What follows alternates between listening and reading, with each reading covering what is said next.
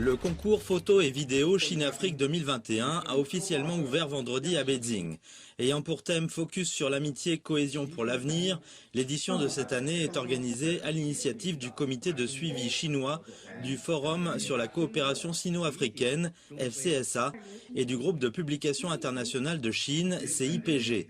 Une cinquantaine d'invités chinois et africains ont assisté à l'événement sur place ou en liaison vidéo. Je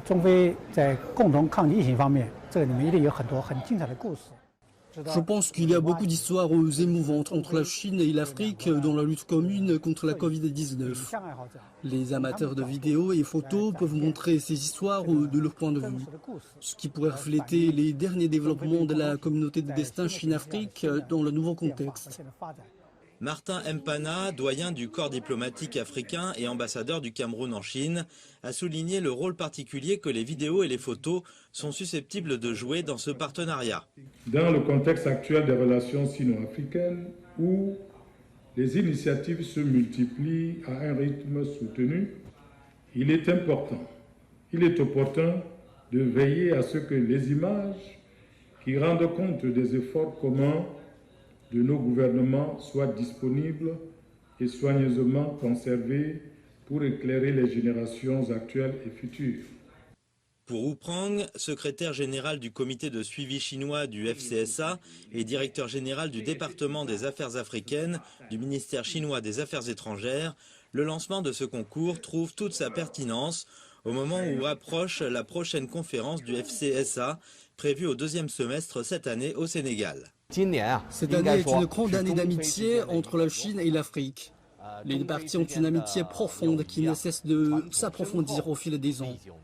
Il existe de nombreuses opportunités dans le nouveau contexte.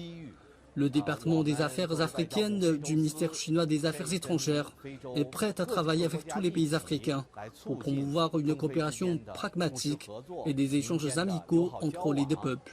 Donatien Nionzima, lauréat du 3e prix lors de la première édition, a partagé son expérience. J'ai participé à cette compétition pendant la première édition et la petite vidéo que j'ai produite, c'était à propos de mon expérience dans une famille chinoise.